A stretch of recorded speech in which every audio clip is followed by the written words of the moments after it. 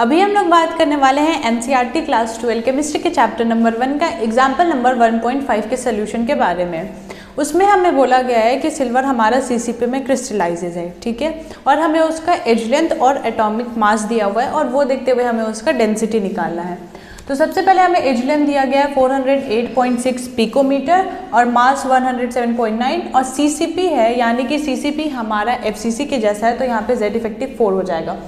तो सबसे पहले जो हमारा A is equal to 408.6 picometre है, इसको सबसे पहले हम लोग मीटर में कन्वर्ट करते हैं, ठीक है। कोई भी पिकोमीटर को मीटर में चेंज करने के लिए क्या करना पड़ता है, 10 टू द पावर -12 से मल्टीप्लाई करना पड़ता है। तो 408.6 into 10 to the power -12 metre हो गया ये, ठीक है। अब हम लोग क्या करेंगे, ये पॉइंट को जो है ना दो digit left hand side shift करेंगे और लेफ्ट हैंड साइड शिफ्ट करने के कारण क्या हो जाएगा, जितना लेफ्ट हैंड साइड जितना digit left hand side shift करेंगे उतना पावर में ऐड हो जाएगा। तो जैसे कि यहाँ पे 2 डिजिट शिफ्ट करेंगे 4.08 बनाएंगे इसको, तो 10 टू द पावर -12 और यहाँ पे 2 डिजिट शिफ्ट किए हैं तो इसलिए 10 टू द पावर +2 हमारा ऐड हो जाएगा। तो ये क्या बन के आ जाएगा फिर 4.08 into 10 to the power -10 metre, ठीक है। एज लेंथ हमारा निकल गया और ये जो मास है ना, ये हमारा है 107.9 ग्राम पर मोल में है, ठीक है। और अब हम लोग क्या करेंगे, इस ग्राम को केजी में चेंज करेंगे। तो हमें पता है कि चेंज करने के लिए क्या करना पड़ेगा, 10 to the power 7.9 into 10 to the power -3 KG per mole, क्योंकि हमें पता है 1 केजी में 1000 ग्राम होते हैं। तो अगर हम लोग को ग्राम को केजी में चेंज करना है तो हम लोग क्या करेंगे, 10 टू द पावर -3 से मल्टीप्लाई कर देंगे, ठीक है।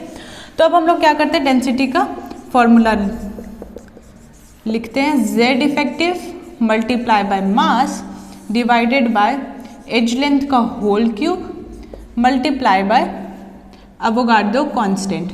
Z इफेक्टिव हमें कितना दिया हुआ है 4, मास कितना है 107.9 into 10 to the power -3 divided by edge length कितना है 4.08 इंटू 10 टू द पावर -10 का whole cube multiply by Avogadro constant का value 6.022 into 10 to the power 23।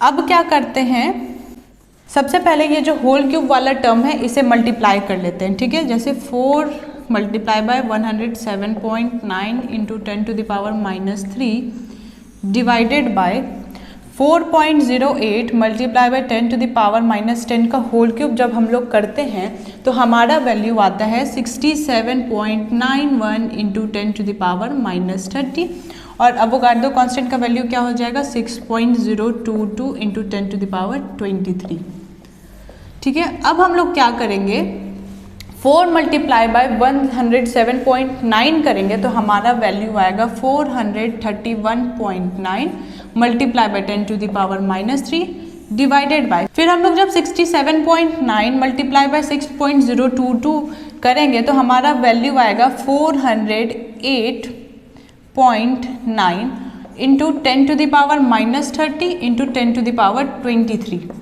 फिर जब हम लोग 431.9 डिवाइडेड बाय 408.9 करेंगे तो हमारा वैल्यू आएगा 1.05 into 10 to the power -3 divided by, ये पावर में क्या है 10 to the power -30 into 10 to the power 23, तो यहाँ पे आ जाएगा 10 टू द पावर -7। अब क्या करेंगे, ये 10 टू द पावर -7 जो है इसको हम लोग ऊपर लेके चले जाएंगे तो हमारा वैल्यू आएगा 1.05 into 10 to the power -3 into 10 to the power +7, तो क्या आ जाएगा 1.05 इंटू 10 टू द पावर 4। ये जो हमारा आया इसका वैल्यू जो आया 1.05 इंटू 10 टू द पावर 4, ये हमारा केजी मीटर क्यूब में आया, ठीक है। अब इसको जो है केजी पर मीटर में आया। अब हम लोग सबसे पहले क्या करेंगे ना कि ये जो पॉइंट है इसको राइट हैंड शिफ्ट कर देंगे और इसको 10 बनाएंगे। तो 10.5 into 10 to the power 4 into 10 to the power -1। देखिए यहाँ पे जब हम लोग ने लेफ्ट हैंड साइड जब पॉइंट शिफ्ट किया था तो क्या हुआ था, पावर में ऐड हुआ था। जितना डिजिट हम लोग ने लेफ्ट हैंड साइड शिफ्ट किया उतना पावर में ऐड हुआ और अगर हम लोग पॉइंट को राइट हैंड साइड शिफ्ट करेंगे तो हमारा पावर में उतना सब्ट्रैक्ट हो जाएगा। तो इसलिए हम लोग एक राइट हैंड साइड शिफ्ट कर रहे हैं, तो इसलिए हमारा -1 हो जाएगा। तो हमारा वैल्यू आया 10.5 इंटू 10⁻³ kg मीटर क्यूब, और इसको हम लोग लिख सकते हैं 10.5 ग्राम सेंटीमीटर क्यूब। ये रहा हमारा final answer 10.5 gram centimetre cube. सबसे पहले हम लोग ने एज लेंथ को पिकोमीटर से मीटर में चेंज किया, और उसके बाद डेंसिटी का फॉर्मूला यूज़ करते हुए हमारा वैल्यू आ रहा था 10.5 इंटू 10⁻³ kg मीटर क्यूब, जिसको कि हम लोग लिख सकते हैं 10.5 ग्राम सेंटीमीटर पर क्यूब, मतलब ग्राम सेंटीमीटर क्यूब।